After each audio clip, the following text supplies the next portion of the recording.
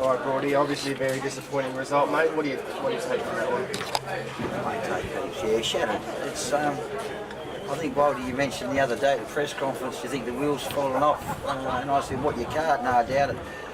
Mate, I'm going to be honest, I think that we are struggling to keep up with teams like Olympia. Olympia are a well-organised side. They knock the ball around well, but I think looking at the way we played against Zebras and now again the way we played, especially with the week off against Olympia, we aren't in that level.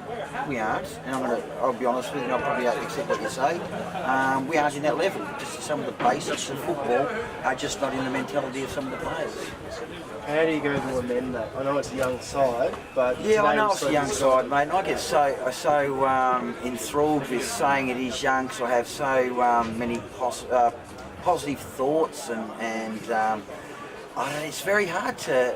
They spend a lot of time playing, PlayStation, and they spend a lot of time ball watching games on television instead of really actually soaking up what football's all about. And get on the park and you try and put things into practice, and you get carried away and think you're better than what you are when you beat an under-20 side. And you come out and play squads like Olympia, and you get creamed on just a basic style of football, and that's things we've got to learn. So how do you go about doing that at training?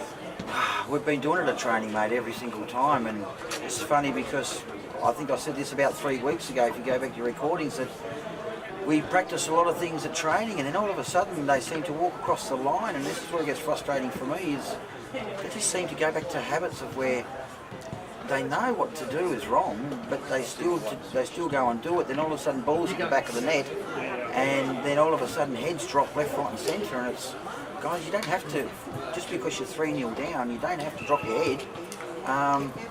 We've all seen teams that have come back and won 4-3.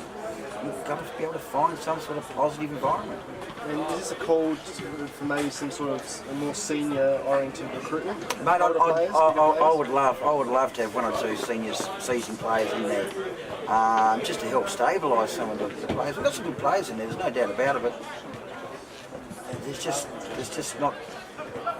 I don't know, give me some super glue and some Vegemite, mate, and I might be able to stick something together.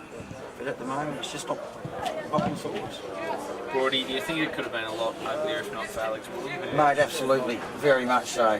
And yeah, I suppose I saw a lot of similarities to the Zebras game in that one out there.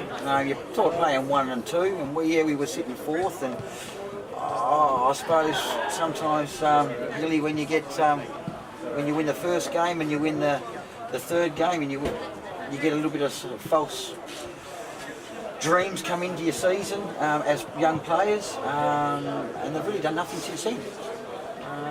But that doesn't mean to say our goals are going to change and our sights aren't going to change. They're not. We're just going to go back and work hard and work on realities. We'll go back and watch the game, and we'll see the things that we shouldn't have done in games that we did do, and we'll readdress those again. And homework tonight is to go back and analyse the game and count how many touches each player took. Now, I think when you look at I was a little bit annoyed in the first half time that we got the ball, we took 3 or 4 touches, and the first thing we did is give it to an Olympia player.